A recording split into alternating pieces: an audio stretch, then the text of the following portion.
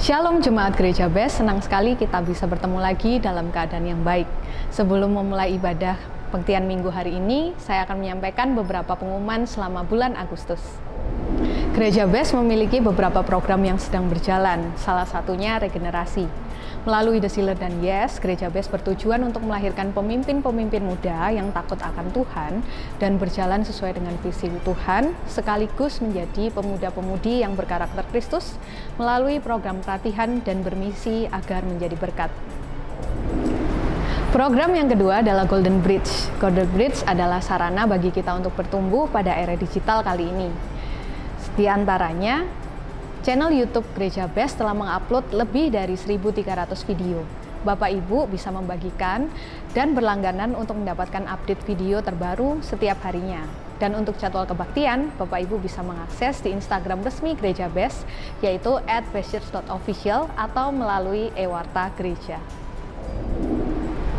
Selain dari channel YouTube, Bapak Ibu juga bisa mengikuti kebaktian online Metaverse yang diadakan setiap hari Kamis jam 7 malam waktu Indonesia Barat. Untuk kode ruangan bisa diakses melalui Instagram kami @bestchurch.official. Selain itu, Gereja BES juga hadir di platform TikTok yang berisi renungan singkat dan lagu-lagu yang bisa menguatkan iman kerohanian kita setiap harinya. Bapak Ibu bisa follow @bestchurch.id dan jangan lupa untuk membagikan kepada teman-teman atau kerabat agar menjadi berkat. Gereja BES juga mengadakan kebaktian secara online melalui Zoom. Mari kita akan bersama-sama berkumpul, berdoa bersama, mendoakan banyak orang, dan memuji Tuhan. Dan saya percaya ketika doa orang benar, bila yakin didoakan, besar kuasanya. 1-2 orang berkumpul, maka Tuhan berada di situ. Karena itu mari datangi dan nikmati doa malam bersama program Gereja BES setiap Selasa dan Kamis pukul 21.30 WIB. Tuhan Yesus memberkati. Ladies Devotion diadakan setiap hari Rabu pukul 19.25 waktu Indonesia Barat. Link Zoom dapat diakses melalui link ewarta Gereja BES. Bagi Anda yang rindu memberikan persembahan, perpuluhan, dan diakonia, dapat diberikan melalui scan barcode yang tertera pada layar. Sekian informasi yang dapat saya sampaikan. Mari siapkan hati dan pikiran kita untuk menyambut kebenaran firman Tuhan. Selamat beribadah dan Tuhan Yesus memberkati.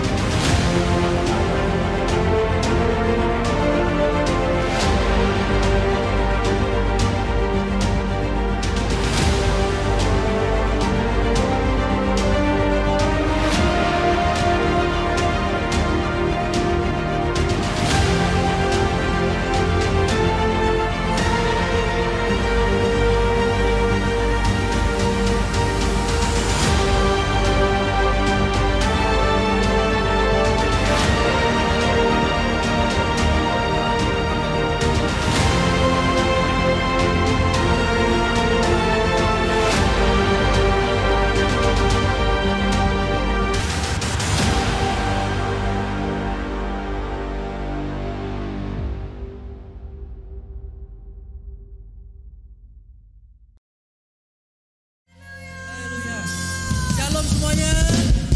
Kurang kencang suaranya. Shalom. Shalom. Puji Tuhan. Kita mau nyanyi sekali lagi dengan semangat lebih lagi. Amin. Tepuk tangan di atas kepala semua. Semuanya katakan. Allah sanggup melakukan segala perkara. Dulu, sekarang, dan selamanya. Kuasanya tidak berubah. Allah sanggup melakukan segala perkara. Dulu, sekarang, dan selamanya. Kuasanya tak berubah. Haleluya.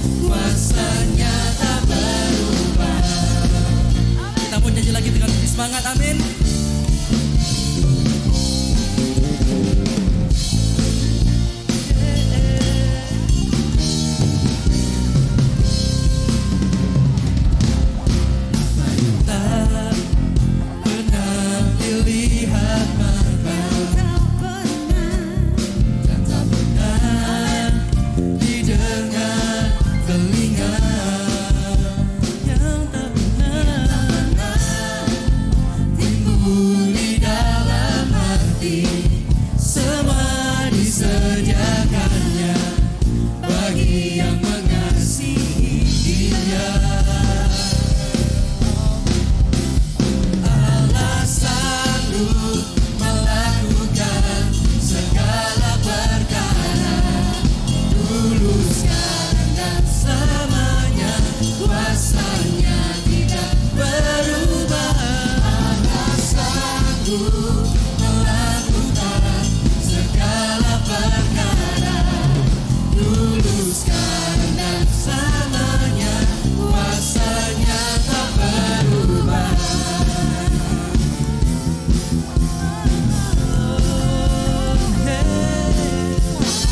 Kami ingin memuji kebesaran-Mu Tuhan, kami ingin bersorak. Haleluya. Musik menyanyi bagi Tuhan.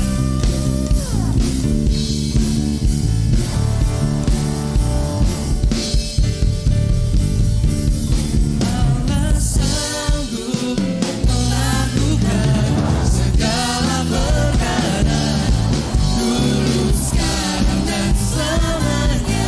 Kuasanya tidak berubah. Allah sanggup melakukan segala perkara, dulu, sekarang, dan selamanya.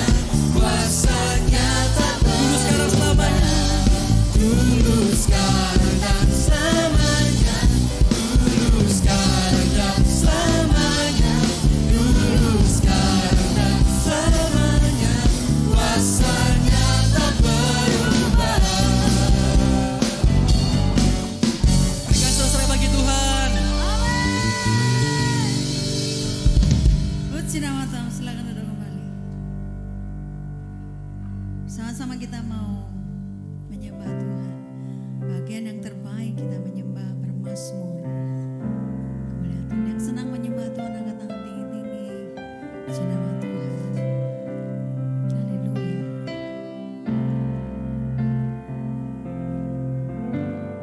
Ku ingin selalu dekat, mendengar suara-Mu Bapa, lebih dari segalanya. Ku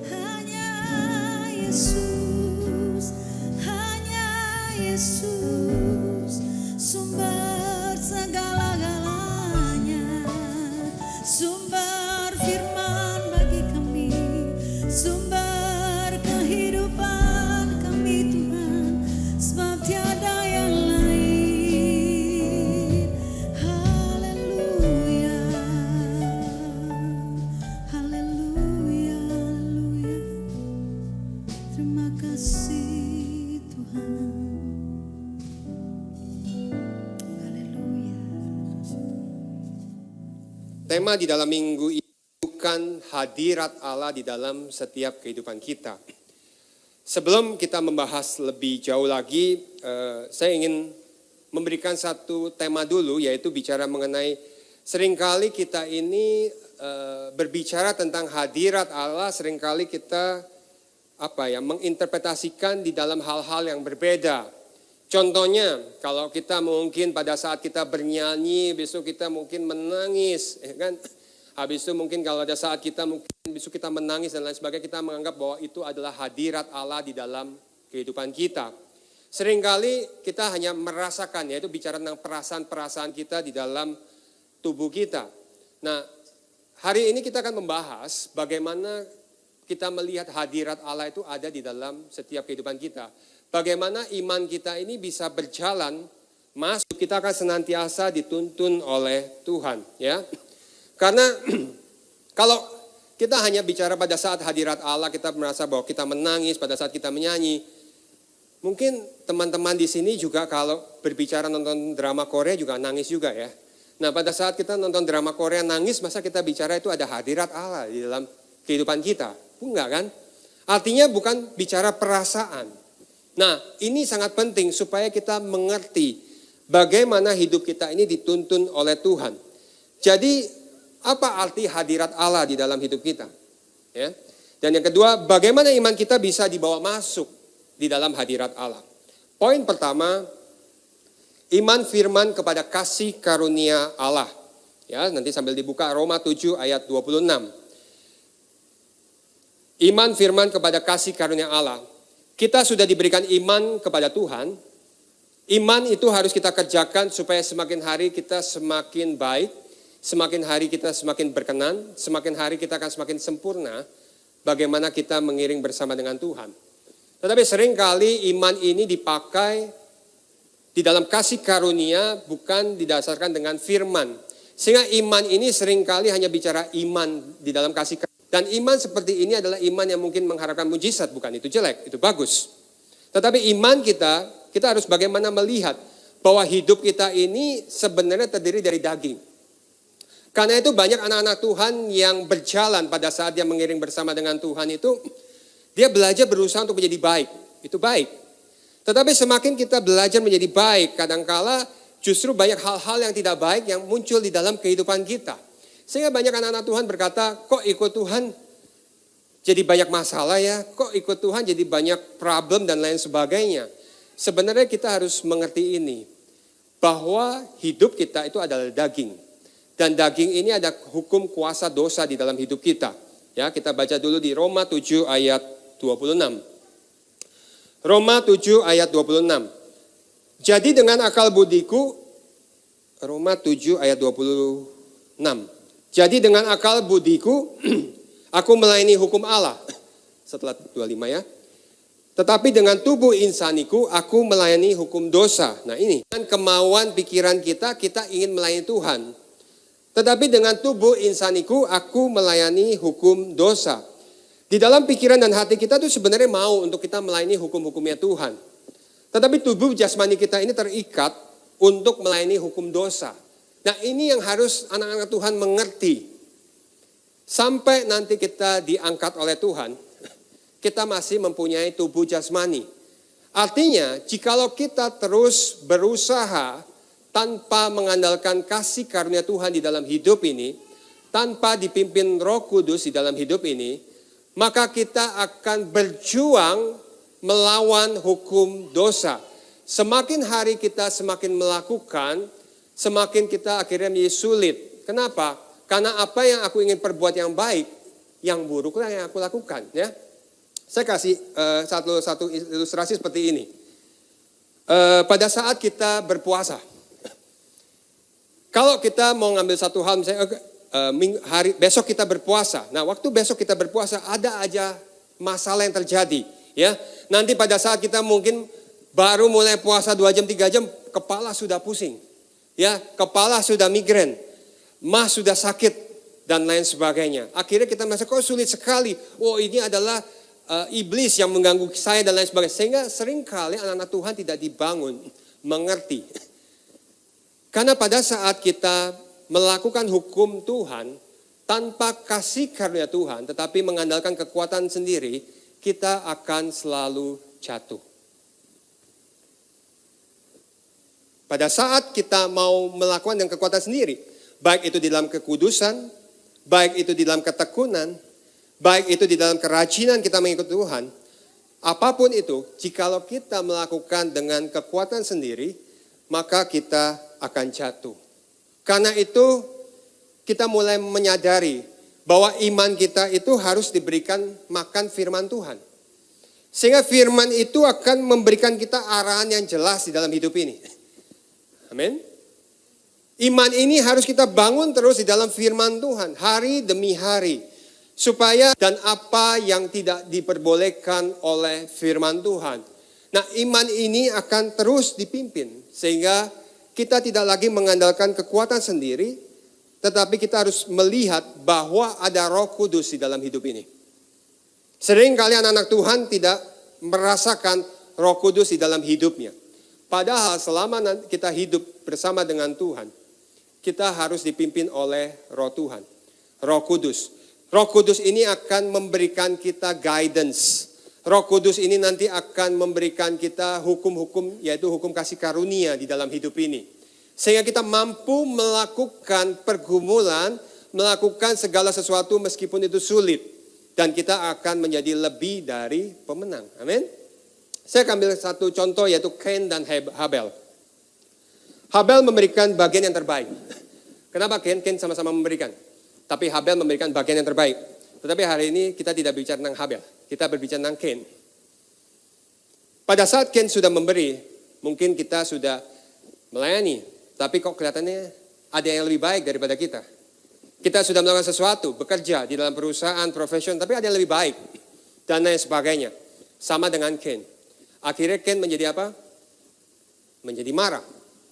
Hatinya penuh dengan kemarahan. Pada saat dia hati penuh dengan kemarahan, hatinya menjadi benci. Dan pada saat hatinya menjadi benci, maka dia membunuh. Artinya, manusia bisa marah di dalam hidup ini. Ya, kita masih daging. Pasti bisa marah. Pada saat kita disakiti, kita bisa marah. Pada saat kita dikecewakan, kita bisa marah. It's fine.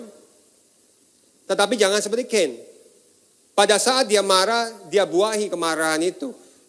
Sehingga menjadi satu kebencian. Banyak anak-anak Tuhan hari-hari ini yang mengiring Tuhan, hatinya penuh dengan kebencian. Karena penuh dengan iri hati. Kenapa dia nggak diberikan, orang lain diberikan dan lain sebagainya. Setiap manusia akan mengalami itu. Karena itu kita harus melihat bagaimana hidup kita dipimpin oleh Tuhan. Sehingga Roh Tuhan yang akan mengajar hidup kita, memimpin. Dan kasih karunia Tuhan itu nanti akan memberikan kita kelegaan di dalam hidup ini. Sehingga kita bukan lagi kita bisa mengampuni. Amin. Jangan sampai marah kita menjadi benci. Sehingga kalau marah sudah menjadi benci, biasanya menguasai hidup, menguasai pikiran, menguasai hati kita cepat panas, dan terutama mulut kita suka menjelek-jelekan. Itu yang akhirnya menjadikan hidup kita bukan menjadi rumahnya Tuhan. Akhirnya hidup kita mengeluarkan kata-kata yang jahat, kata-kata yang menyakitkan. Mulainya dari marah. Nah ini, tubuh bisa marah, tetapi Roh Kudus akan memberikan karakter Tuhan di dalam hidup ini. Karakter Kristus, ajaran kebenaran. Nah ini yang harus kita taat. Tapi kalau kita dengan badan kita, dengan tubuh kita, kita tidak akan bisa. Tapi pada saat kita belajar untuk kita taat bersama dengan Tuhan, Roh Kudus yang pimpin, maka kita akan diberikan kemampuan bersama dengan Tuhan. Amin. Nah inilah adalah satu rahasia. Bagaimana hidup kita dipimpin oleh Roh Kudus. Belajar hari-hari ini untuk taat bersama dengan Tuhan. Mari kita buka di 1 Yohanes 3 ayat 15. 1 Yohanes 3 ayat 15. Setiap orang yang membenci saudaranya adalah seorang pembunuh. Manusia. Dan kamu tahu bahwa tidak ada seorang pembunuh yang tetap memiliki hidup yang kekal di dalam dirinya. Artinya benci itu sama saja dengan membunuh, kata Tuhan Yesus. Karena itu marah bisa, tapi janganlah marahmu sampai matahari terbenam. Amin. Dan janganlah sampai marahmu menjadi benci. Kalau engkau supaya engkau tidak lagi akhirnya melakukan suatu kejahatan di dalam hidup ini. Tindakan kita harus menunjukkan bahwa hidup kita itu dimiliki kebenaran. Amin. Hidup kita dimiliki kebenaran, tindakan kita, sehingga kita mempunyai keyakinan pada saat kita berdiri di hadapan Tuhan. Sebab di dalam firman-Nya itu selalu ada kuasa. Karena itu pada saat engkau membaca firman Tuhan, firman itu ada kuasa di dalam hidupmu. Pada saat engkau mungkin tadi marah, firman itu ada kuasa untuk engkau menjadi tenang di dalam hidupmu. Amin. Pada saat engkau mungkin gelisah, khawatir, firman Tuhan itu bisa memberikan kuasa bagaimana dia membuat engkau tenang dan mempunyai hikmat di dalam hidupmu. Karena seringkali anak-anak Tuhan pada saat dia sudah percaya sama Tuhan, apapun yang dia kerjakan dia merasa bahwa Tuhan menyertai hidupnya. Tanpa dia bertanya sama Tuhan, tanpa dia datang kepada Tuhan. Nah, yang Tuhan inginkan adalah Roh Kudus memimpin hidup kita. Amin. Sehingga hari-hari ke depan, pada saat kita mengalami satu pergumulan, bukan dengan kekuatan kita, tetapi karena ada Roh Kudus yang memberikan kekuatan, maka kuasa Tuhan yang besar itu nyata di dalam kehidupan kita. Nah, ini adalah bagaimana kita terus berjalan bersama dengan Tuhan. Contoh kedua, Abraham. Abraham dengan Lot. Kenapa Abraham dengan mudah mengalah bersama dengan Lot? Padahal Abraham adalah, Lot ikut Abraham dan Abraham pasti merasa dia yang menolong Lot dan lain sebagainya. Sebab Abraham mengerti bahwa Tuhanlah yang memberkati kehidupannya. Sehingga dia dengan mudah untuk dia melepaskan. Dengan mudah untuk dia rela di dalam hidup ini. Karena itu hidup ini jangan kita merasa bangga. Jangan kita merasa bahwa kita yang menjadikan orang itu. Kita yang melakukan itu, ini dan lain sebagainya. Jangan. Belajar seperti Abraham. Bahwa segala sesuatu di dalam hidup ini. Sehingga hidup kita akan mudah untuk kita melepaskan. Amin. Ya, jangan sampai kita merasa, oh ini karena dia, ini karena saya. Dia kurang ajar dan lain sebagainya. No. Janganlah menjadi sombong di dalam hidup ini. Janganlah menjadi orang yang merasa terlalu bangga di dalam hidup ini. Merasa lebih hebat dari orang lain, lebih bisa dari orang lain dan lain sebagainya. Belajar untuk merendahkan diri bersama dengan Tuhan. Amin. Belajar untuk rendah hati bersama dengan Tuhan. Sehingga pada saat engkau belajar rendah hati, merendahkan diri bersama dengan Tuhan, maka Roh Kudus akan memimpin hidupmu. Roh Kudus akan mengajar dan akan memberikan kekuatan apa yang harus kita kerjakan. Amsal 16 ayat 18.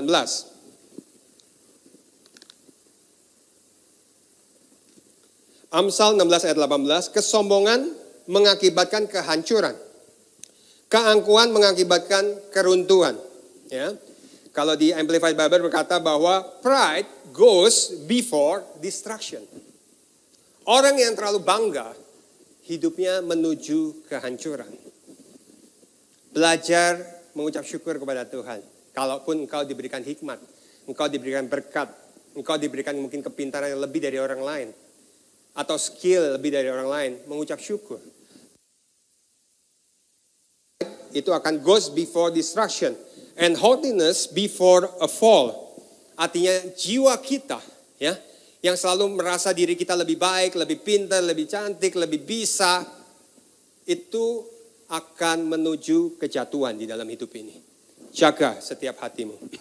Karena itu tadi belajar ya, untuk kita terus jangan sampai marah menjadi benci, jangan sampai kita terlalu bangga di dalam hidup ini. Filipi 3 ayat 13 sampai 14. Jadi bagaimana tadi firman itu di dalam firman, iman firman bagaimana dituntun di dalam kasih karunia Allah. Tadi ya, jangan sampai benci menjadi marah, marah jadi benci, and then ada kesombongan di dalam hidupmu, ada kebanggaan, ada pride. Dan berikutnya bicara tentang maju dan berlari. Saudara-saudara, aku sendiri tidak menganggap bahwa aku telah menangkapnya. Tetapi ini yang kulakukan, aku melupakan apa yang telah di belakangku, dan mengarahkan diri kepada apa yang di hadapanku, apa yang dulu-dulu. Dan berlari kepada tujuan untuk memperoleh hadiah, yaitu panggilan surgawi dari Allah dalam Kristus Yesus. Mari kita maju.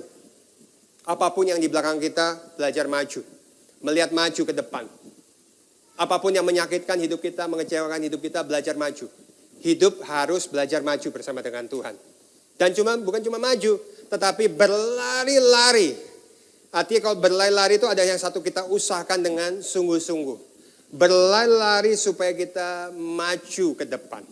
Sehingga kita mulai akan bagaimana Roh Kudus memimpin setiap kehidupan kita.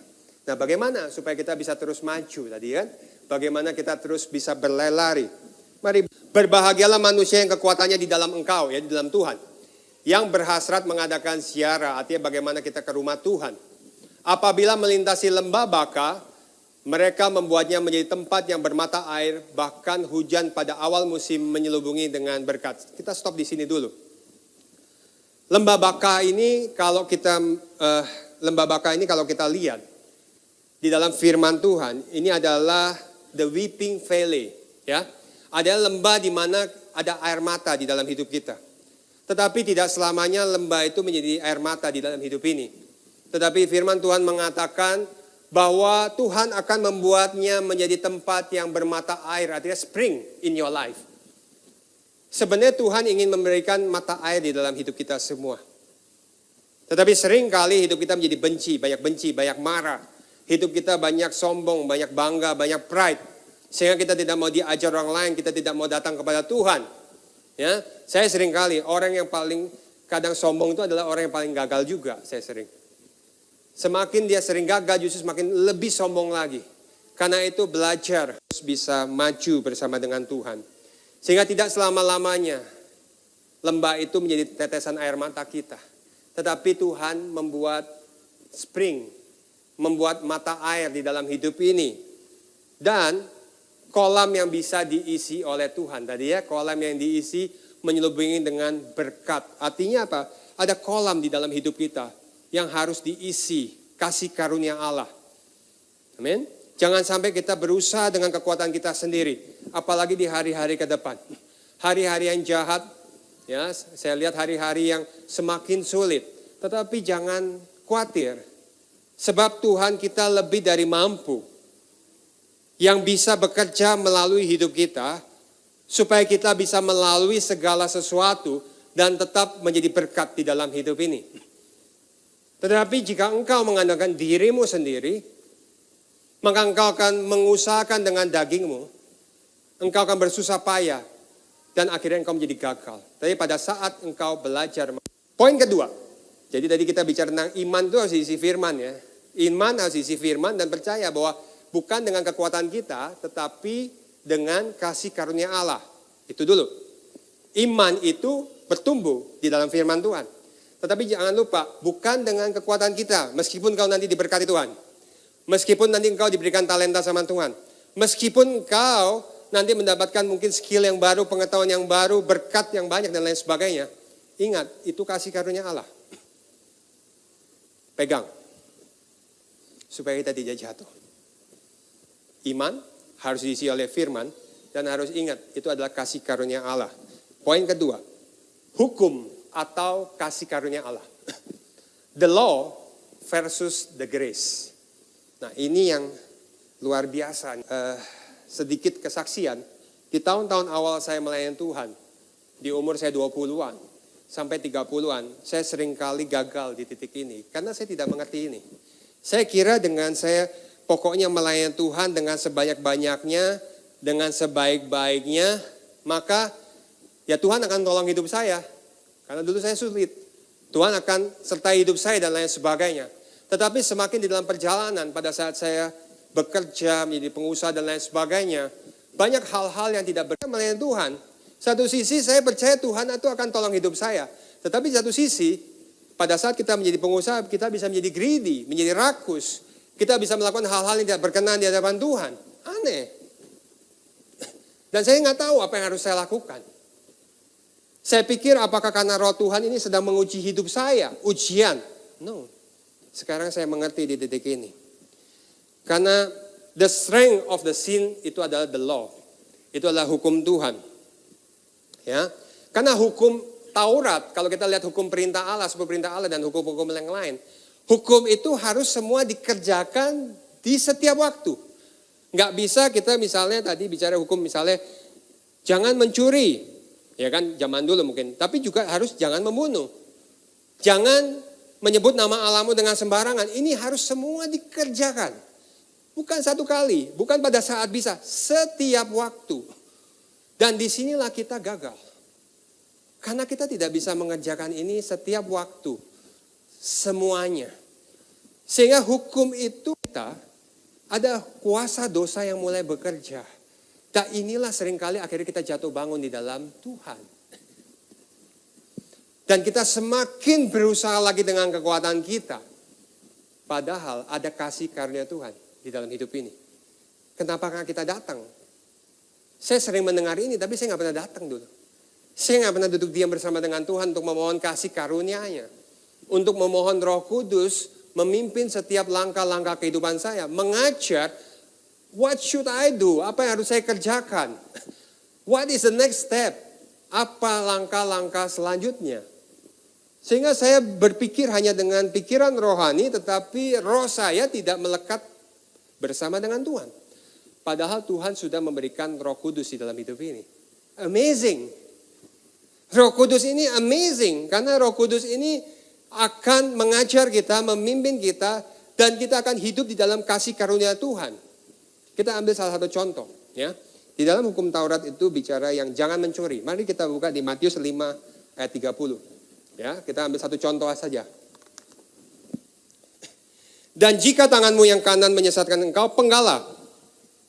Dan buanglah itu, karena lebih baik bagimu jika salah satu dari anggota tubuhmu binasa, daripada tubuhmu dengan utuh masuk ke neraka. Neraka di sini, kalau di dalam Amplified Bible dan di bahasa Hebrew-nya berkata adalah Gehenna. Gehenna itu adalah kehancuran kekal. Artinya pada saat kita kadang-kadang mencuri dan lain sebagainya, ada Gehenna. Ya, tapi Gehenna ini bukan cuma mencuri. Mungkin kita saya nggak curi kok, saya nggak pernah nyuri dan lain sebagainya. Tunggu dulu, nanti dulu ya, sabar dulu. Ya, saya buka dulu di Yakobus 3 ayat 6 dulu. Lidah pun adalah api. Ia merupakan suatu dunia kejahatan dan mengambil tempat di antara anggota-anggota tubuh kita sebagai sesuatu yang dapat menodai seluruh tubuh dan menyalakan roda kehidupan kita, sedang ia sendiri dinyalakan oleh api neraka. Neraka di sini adalah Gehenna. Kehancuran total. Bukan total, kekal. Selama-lamanya. Kehancuran kekal itu seperti ini. Kalau hari ini kita mengalami satu masalah, sebenarnya badan kita menderita, betul? Ya, kalau kita mengalami masalah, badan kita menderita enggak? Enggak ya? Udah kuat-kuat kayaknya. Hah? Kalau saya menderita biasanya. Kalau mengalami satu masalah pasti pikiran saya susah dan lain sebagainya. Tetapi roh tergantung. Roh bisa kuat, bisa tidak. Betul ya? Kalau roh kita kuat, badan kita sakit, lambat laun akan pulih. Tapi kalau roh kita juga sakit, wah itu sulit. Artinya badan kita sakit. Nah, Gehenna ini adalah kekekalan di mana tubuh kita dan roh kita itu bersatu secara kekal, terpisah dari Tuhan selama-lamanya. Sehingga kita seringkali tidak menyadari hal-hal ini. Kita kadang-kadang tapi nggak dengan sungguh-sungguh, kita masih melakukan hal-hal seperti ini, lidah kita menjelek-jelekan orang lain, lidah kita mungkin memfitnah orang lain, lidah kita ngomongin orang lain dan lain sebagainya, tangan kita juga melakukan sesuatu yang tidak baik. Itu Gehenna. Tunggu dulu ya. Tadi kan nggak mencuri ya. Dia bilang, oh saya nggak pernah mencuri kok. Saya mencuri ini saya akan bawa satu ayat. Itu di ayat Maleakhi. Maleakhi 1 sama Maleakhi 3. Tidak usah dibuka.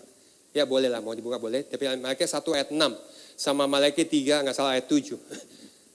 Tuhan berkata begini sama Nabi Maleakhi.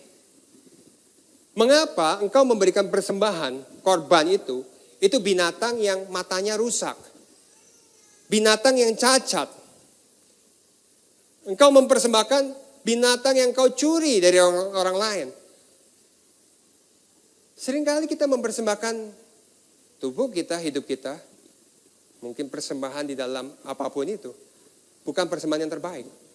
Persembahan yang sisa. Persembahan yang tadi binatang itu kakinya patah sebelah. Matanya buta. Di Maleakhi 3 berkata, berkata lagi, bagaimana kita bisa menipu Tuhan? Tentang perpuluhanmu, tentang persembahan khususmu. Saya bukan mengajar perpuluhan. Ini bukan bicara hukum. Ini bicara kasih karunia Tuhan. Memberi itu kasih karunia Tuhan.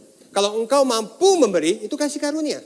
Sebenarnya, kalau bicara hukum, engkau akan meminta balasan di dalam hidupmu. Paham ya? Kalau hukum, pasti saya bilang gini, oh kalau saya memberi ini, saya dapat ini. Itu hukum. Betul? Ini bukan hukum, ini kasih karunia. Kalau engkau bisa memberi, itu kasih karunia. Kalau engkau bisa memberi persembahan khusus, itu kasih karunia. Tuhan tidak paksa sebenarnya. Tapi ada janjinya dia. Ujilah aku. Dan saya bukan bicara tentang perpuluhannya. Tapi bagaimana dia menunjukkan Tuhan. Bahwa bagaimana dia akan melindungi lumung-lumung di dalam hidupmu. Bagaimana dia akan menjaga setiap hidupmu. Kenapa? Di Maleakhi 1, kalau kita ayat 1. Ya, Maleakhi 1 ayat 1. Ya, ini tadi ya binatang buta. Tuhan itu berkata apa kata-kata pertama? Love you. Ya, kedua, Maleakhi 1 ayat 2. Bahwa Tuhan itu mencintai engkau. Dia bukan minta uangmu. Dia mau supaya kita tidak terikat dengan hukum. Hukum-hukum yang akhirnya kuasa dosa, ya kan? Akhirnya kuasa dosa itu bekerja di dalam hidup kita. Dia mau kita hidup di dalam kasih karunia-Nya. Supaya pada saat kita menghadapi segala perkara, kita mampu dan kita kuat. Karena ada Roh Kudus sekali lagi, bukan karena kita. Karena Roh Kudus yang berkuasa, ada kasih karunia Tuhan. Yang akan memberikan hikmat-hikmat yang baru, pengertian-pengertian yang baru, pengetahuan jalan-jalan yang baru di dalam hidup ini. Bukan karena kekuatan kita. Nah sekarang kita bicara. Gehenna. Kita nggak mampu kan melakukan.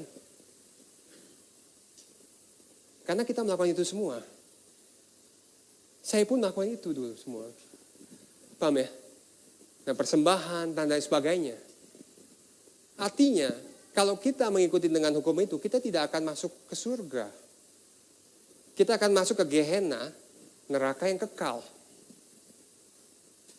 Karena itu Tuhan berkata tentang tubuh kita. Karena tubuh kita itu penuh dengan kedagingan. Yang membuat kita tidak bisa melakukan hukum Tuhan. Daging itu nggak bisa. Ya, saya ambil perumpamaan begini. Sebenarnya hukum itu baik. Jangan sampai kita bilang apakah hukum jadi baik. Enggak, hukum itu baik.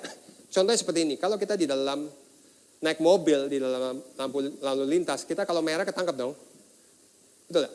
Kalau kita melanggar aturan lalu lintas, kita akan tertangkap dan kita akan didenda dan lain sebagainya. Hukum bekerja. Pada saat engkau melanggar, melakukan kesalahan, hukum bekerja. Tetapi pada saat kita tidak melanggar, hukum itu kan tidak bekerja. Paham ya? Common sense ya. Hukum itu tidak bekerja. Kalau anugerah Tuhan, kasih karunia Tuhan, Roh Kudus memimpin hidup kita, dan pasti pada saat kita dipimpin oleh Roh Kudus, pasti ada buah-buah kebenaran di dalam hidup itu. Amin. Pasti ada karakter Kristus di dalam hidup itu. Pasti ada ajaran-ajaran Tuhan di dalam hidup itu. Sehingga bukan berarti tidak ada hukum. Kita tetap mengenapi hukumnya. Tapi kita bukan mengejar hukumnya supaya kita tidak dihukum. Tetapi kita hidup bersama Roh Kudus. Hidup bersama kasih karunia Tuhan. Karena semakin kita ingin menjadi baik dengan kekuatan sendiri, semakin kita lebih melanggar dan jatuh. Di Inggrisnya saya berkata begini, the harder we try to be good, the quicker we got to be bad. Kekristenan itu seperti itu. Semakin kita berusaha dengan kekuatan sendiri, kita akan semakin jatuh. Tapi jikalau engkau datang kepada Tuhan, engkau lihat ada kekuatan Tuhan di dalam hidupmu, maka engkau melihat bagaimana engkau berjalan ya. Sebab the strength of sin is the law. Kekuatan dari dosa itu adalah kita ingin. Korintus 15 ayat 56. Sengat maut ialah dosa tadi ya. Dan kuasa dosa ialah hukum Taurat. Hukum itu. Kalau kita melakukan hukum itu dengan kekuatan sendiri, maka ada kuasa dosa yang sedang bekerja di dalam hidup kita. Paham? Careful loh. Ada kuasa dosa. Sehingga kita melakukan hal-hal yang akhirnya bukan yang kita mau. Bukan yang kita suka, yang kita benci, yang kita lakukan. Nah ini saya bicara tentang hukum ya. Supaya kita dapat satu pemahaman. Bagaimana kita berjalan di dalam kekristenan. bagaimana kita berjalan di dalam Tuhan. Sebab hukum itu ada dosa, setelah dosa adalah kematian. Tapi kalau kita bicara anugerah, anugerah itu ada kuasa kebangkitan dan ada kehidupan. Kenapa kita harus hidup di dalam anugerahnya Tuhan, kasih karunia Tuhan. Hukum terlihat baik karena menunjukkan kesalahan. Betul ya? Hukum karena ini salah. Tetapi hukum itu tidak mempunyai kekuatan supaya kita menjadi baik. Betul gak? Hukum gak punya kekuatan. Tuh. Kita misalnya apa? Suka makan. Kalau makan banyak. Akhirnya diabetes, mungkin ya kolesterol semua dan lain sebagainya. Itu adalah hukumnya. Tetapi hukum itu menunjukkan ini loh, kamu punya darahnya itu gak bagus, ya kan? Kolesterolnya tinggi. Tapi itu tidak mempunyai kekuatan untuk membuat kita menjadi orang yang lebih disiplin. Gak bisa. Betul gak? Bicara kekudusan, bisa? Gak bisa. Bicara kerajinan, gak bisa. Bicara ketekunan, tidak bisa. Kita perlu anugerah Tuhan. Kita perlu Roh Kudus di dalam hidup ini. Roh Kudus yang akan memberikan kekuatan. Kenapa kita nggak bisa terus tadi? Karena kita daging. Ini masih ada daging. Daging ini lengket dengan kuasa dosa. Banyak orang bilang, enggak lah saya udah anak Tuhan. Iya, tapi ada daging nggak? Ada. Nah kalau kita tidak mengerti ini, maka di dalam perjalanan rohani kita akan banyak hal-hal kita tersandung, saya bilang. Dan kita bisa jatuh. Jadi daging ini tidak bisa kita apa-apakan. Ya, nggak bisa kita siksa-siksa, nggak bisa. Tapi kita belajar hidup di dalam kasih karunia. Sebab apa? Kasih karunia menutup dosa dengan kematian Yesus. Nah ini kan tadi ada kuasa dosa. Nah sebenarnya kematian Yesus itu menutup dosa itu. Makanya itu disebut dengan kasih karunia. Jadi apa yang penting? Yang penting adalah persekutuan. Menurut saya. Persekutuan dengan kematian Yesus juga membawa kita kepada kematian kuasa dosa di dalam hidup ini. Semakin kita bersekutu dengan Tuhan di dalam hidup ini. Semakin kita belajar. Tapi bukan karena kita, bukan karena kemampuan kita. Karena Roh Kudus yang memberikan kekuatan kita di dalam persekutuan ini. Makanya sebenarnya bicara perjamuan itu sebenarnya tanda. Tanda bahwa kita nggak mampu. Kita perlu persekutuan dengan Tuhan. Supaya kuasa Tuhan itu memampukan, menutup setiap dosa itu. Kasih karunia Tuhan memampukan kita. Persekutuan juga apa? Dengan kebangkitan Yesus. Kenapa? Karena kebangkitan Yesus ini juga membawa kita di dalam tuntunan Roh Kudus untuk kita hidup di dalam kasih karunia. Bukan kekuatan kita, meskipun kita diberkati. Bukan kehebatan kita, meskipun kau diberikan talenta yang hebat sama Tuhan. Bukan kemampuan kita pada saat kita dibilang pengertian, pengetahuan, dan lain sebagainya. Bukan, no. It's all about God. It's about Jesus. Ini yang saya dulu tidak mengerti. Saya pikir saya beribadah, saya datang ke gereja cukup. Saya mendengar firman Tuhan cukup. Yang penting saya nggak menyakitkan orang lain. No. Kalau kita terus melakukan itu, kita akan terus jatuh di dalam kesalahan dan terhadap dosa. Apa karena kita mau? No. Karena ada kuasa dosa yang menjadi master, yang menjadi tinggal dua pilihan. Nah sering kali kita menjadi hamba dosa. Makanya banyak anak-anak kadang-kadang kita lihat. Orang-orang yang mungkin jauh dari Tuhan, mungkin hidup di dalam perzinahan, lacuran, judi, mabok. Sebenarnya bukan karena dia mau. Saya percaya mereka yang nggak mau. Tapi mereka karena diperbudak oleh kuasa dosa itu. Sehingga mereka tidak mampu melakukan. Bukan dengan kekuatan mereka. Karena ada kuasa yang lebih besar. Sama kita dengan hari ini. Kalau kita nanti mampu melakukan. Itu karena kita menjadi hambanya Yesus. Amin. Kita diperbudak oleh Tuhan Yesus. It's fine. Karena pada saat kita diperbudak oleh Tuhan Yesus. Kita mendapatkan kasih karunia. Ada Roh Kudus di dalam hidup ini. Dan itu adalah sesuatu yang beautiful, indah. Karena itu saya akan menjelaskan sedikit tentang kasih karunia. Kasih karunia itu dari kata awal adalah grace. Di sini nggak ada namanya grace ya. Jadi kasih karunia adalah grace. Grace itu dari kata Yunani, Greek itu adalah charis. Ini asal kata dari namanya karisma. Maka saya nanti satu lady saya akan bawa satu namanya From Grace to Beautiful. Ini benar. Karena kalau kita mendapatkan kasih karunia Tuhan, kita akan menjadi orang-orang yang indah. Beautiful people di dalam Tuhan. Engkau akan mempunyai karisma di dalam hidupmu. Ya, when God give grace, make us beautiful. Orang yang dipimpin oleh hadirat Allah, kasih karunia Allah, menjadi orang yang berkarisma di dalam hidup ini. Berkarisma di dalam hidup ini. Jadi bukan dengan apa yang kita pakai loh. Bukan karena kepintaran kita loh. Bukan karena hebat kita loh. Bukan. Bukan karena berkat kita, bukan. Karunia begitu besar, karisma, sehingga engkau dari kasih karunia, engkau menjadi orang-orang yang punya penuh dengan karisma di dalam hidup ini. Jadi apakah yang lain penting? Ya oke lah. Tetapi tidak sepenting karisma di dalam hidup ini. Amin. Kasih karunia Allah di dalam hidup ini. Kita buka di 2 Korintus 3 ayat 3. Sebab di dalam grace, di dalam kasih karunia itu ada namanya, saya berkata divine favor. Ada pertolongan ilahi yang kita nggak ngerti. Amin. Kalau kita sudah mengikuti Tuhan, kita akan mengerti ini. Ada divine favor dari Tuhan. Ada pertolongan ilahi daripada Tuhan. Ada spiritual blessing dari Tuhan.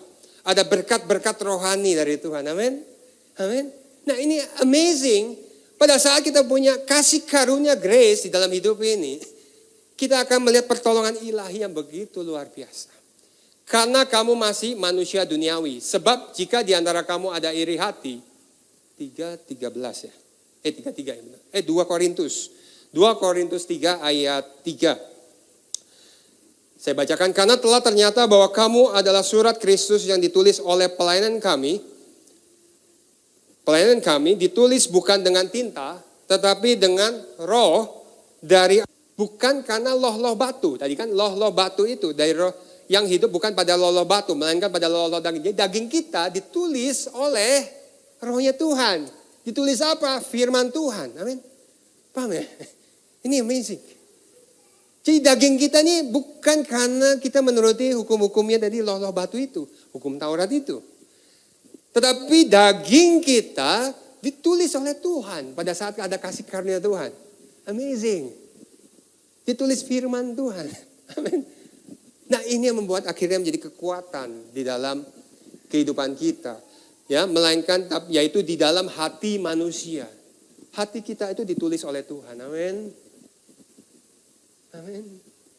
Makanya kenapa kita akhirnya mampu? Bukan karena kita hebat. Karena ada kuasa Tuhan yang bekerja di dalam setiap kehidupan kita.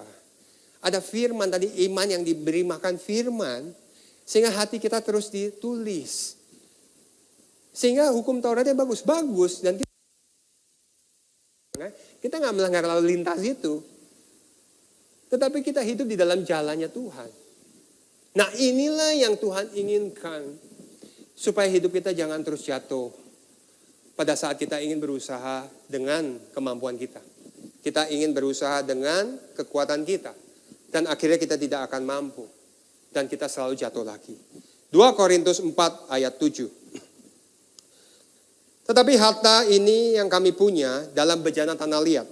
Supaya nyata bahwa kekuatan yang melimpah-limpah itu berasal dari Allah, bukan dari kami. Kita ini bejana tanah liat tadi sebenarnya. Cuma karena ada kekuatan yang Tuhan, kita ini bejana tanah liat yang fragile kalau menurut saya. Daging manusia itu fragile. Gampang tersinggung, gampang marah, gampang gak nyaman. Gampang dan lain sebagainya. Ini yang saya bilang fragile seperti bejana tanah liat. Tapi bejana tanah liat itu harus ada kekuatan Allah, kekuatan ilahi, a divine power. Supaya kita mampu dan kita tidak terikat di dalam kuasa dosa. Karena kalau terikat, saya hanya melihat banyak anak-anak Tuhan yang jatuh bangun dan lain sebagainya.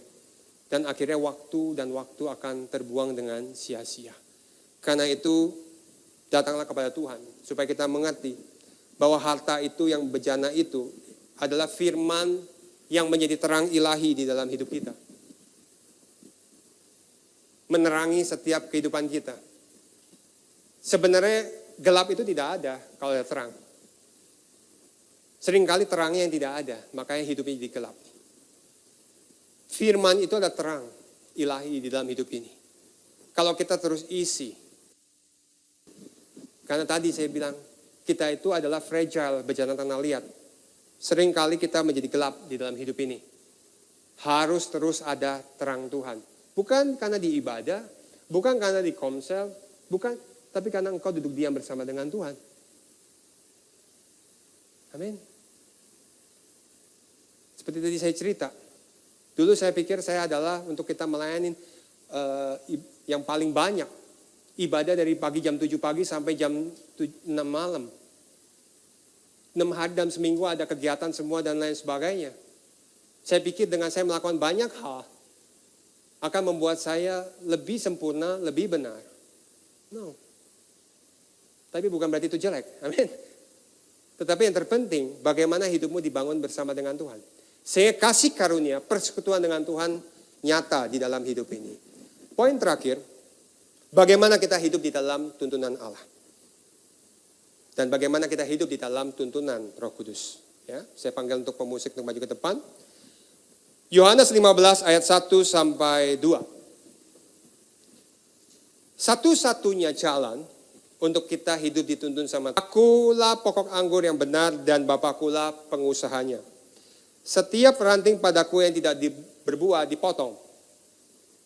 Setiap ranting yang berbuah dibersihkannya. Artinya, satu-satunya jalan adalah kita menempel dengan pokok anggur. Persekutuan dengan Tuhan. Ini yang sering terlewat. Kita merasa ibadah cukup. Kita merasa percaya sama Tuhan cukup. Kita merasa kita nggak melakukan kesalahan cukup. Kita merasa kita nggak berdosa cukup. Mereka lupa harus ada persekutuan dengan Tuhan. Tanpa kita menyatu dengan pokok anggur, maka kita tidak bisa menghasilkan buah-buah di dalam hidup ini. Maka bukan Roh Kudus yang memimpin setiap kehidupan kita. Sehingga kita jatuh bangun di dalam dosa. Di dalam kesalahan. Kita sudah berbuat yang baik, tetap berbuat kesalahan. Kita sudah mau melakukan sesuatu yang kudus, tapi berbuat yang tidak kudus. Ini akan senantiasa terjadi di dalam kehidupan kita. Kalau kita nggak menempel kepada pokok anggur. Karena itu, kuncinya adalah persekutuan dengan Tuhan. Bukan hidup karena kekuatan kita. Karena kuasa ilahi di dalam hidup ini, amin. Jadi hukum itu ada loh ya. Daging itu ada. Tapi kita bukan hidup karena daging. Tapi karena kasih karunia Allah yang akan memimpin kita. Ayat terakhir Yohanes 15 ayat 5. Akulah pokok anggur dan kamulah ranting-rantingnya. Barang siapa tinggal di dalam aku dan aku di dalam dia, ia berbuat banyak. Sebab di luar aku, kamu tidak dapat berbuat apapun. Saya rangkum seperti ini. God's way, ya, to righteousness and holiness. Tuhan tuh struggling. Berarti saya lagi struggling karena kita lagi melawan iblis. No, it's not. Ikut Tuhan itu bukan bicara struggling. It's about yielding. Menurut saya. Bagaimana engkau menyerahkan hidupmu bersama dengan Tuhan. Engkau bersekutu dengan Tuhan. Itu yang akan mengubah hidupmu. Amin. Bukan karena kekuatanmu. Kasih karunia itu, DNA itu akan mengubah setiap hidupmu. Akan mengeluarkan buah-buah. Akan menghasilkan karakter-karakter yang baru di dalam hidupmu. So it's not about struggling. It's about yielding. Yaitu berserah kepada Tuhan. Yang kedua, it's about union. Bersatu dengan Tuhan. Karena itu, mari hidup kita hari-hari ke depan. Belajar di dalam perjalanan rohani supaya engkau menikmati bersama dengan Tuhan. Amin. Hari-hari ke depan bukan hari-hari yang mudah. Tapi satu hal yang saya pegang. Kuasa Tuhan jauh lebih besar dari kuasa yang ada di dalam dunia ini. Jikalau Tuhan hidup di dalam setiap kehidupan kita, bertahta di dalam kehidupan kita, hidup kita menjadi rumahnya Tuhan. Saya percaya penyertaan Tuhan cukup. Penyertaan Tuhan sempurna. Saya tidak tahu apa yang terjadi di depan. Tapi yang saya tahu, ada Tuhan di dalam hidup saya. Saya menempel kepada pokok anggur. syafaat. Bapak, kami berdoa untuk setiap gereja-gereja yang ada di seluruh dunia, bagi para hamba Tuhan sampai kepada semua jemaatnya. Kiranya Tuhan memberkati mereka semua, supaya mereka menjadi berkat dan berdampak, sehingga gereja di seluruh dunia dipenuhi oleh jemaat yang mencari Tuhan dengan tulus dan takut. Buat semua hamba Tuhan dan gereja bersatu, rukun dan tidak terpecah-pecah, supaya dunia percaya Yesus adalah Tuhan bagi kemuliaan Allah Bapa. Demikian juga untuk gereja di mana kami Engkau percayakan untuk mengembalakannya, yaitu gereja Blessing in the Spirit. Bapak, kami berdoa untuk setiap persembahan dari jemaat. Kiranya Tuhan menerima dan membalas berlipat-lipat. Biar persembahan ini berkenan kepada Tuhan sebagaimana persembahan Habel. Tuhan, berilah kemurahan-Mu, balaslah kebaikan dan kerelaan hati jemaat. Jaga dan lindungi mereka, serta pelihara mereka beserta keluarga. Tuhan, kita dekapkan kedua tangan kita di dada. Sebab untuk menerima berkat itu mudah dan pasti. Tetapi untuk engkau terus berjalan di dalam tuntunan Roh Allah, engkau harus senantiasa menjaga hatimu, karena dari situlah terpancar kehidupan. Jemaat yang dikasihi Tuhan, jadilah berkat dan terimalah berkat rahmat anugerah dari Allah Bapa di surga, di dalam Putra Tunggalnya Yesus Kristus yang telah mati untuk dosa kita dan bangkit pada hari ketiga, sehingga kita menyembah Tuhan Allah yang hidup. Dan iman kita, dan dia naik ke sorga untuk menyediakan rumah bagi kita, sehingga kita punya pengharapan yang pasti. Dan dia akan datang kembali untuk kedua kalinya, menyebut gereja dan umatnya yang berjaga-jaga, kudus, dewasa, dan bijaksana, serta menghakimi dunia. Dan di dalam persekutuan dengan Rohnya yang kudus, yang membuat hati kita berkobar-kobar, dan roh kita menyala-nyala di dalam kasih semula. Roh Kudus yang menghibur, menguatkan, memelihara, menginsyafkan, menuntun dan memimpin kita kepada kebenaran dan kekudusan, serta menjadikan kita saksi Kristus mulai hari ini sampai selama-lamanya. Mari kita akhiri dengan doa yang Tuhan Yesus ajarkan. Bapa kami yang di surga, dikuduskanlah nama-Mu, datanglah kerajaan-Mu, jadilah kehendak-Mu di bumi seperti di surga. Berikanlah kami pada hari ini makanan kami yang secukupnya, dalam pencobaan, tetapi lepaskanlah kami daripada yang jahat, karena Engkaulah yang punya kerajaan dan kuasa dan kemuliaan sampai selama-lamanya. Amin.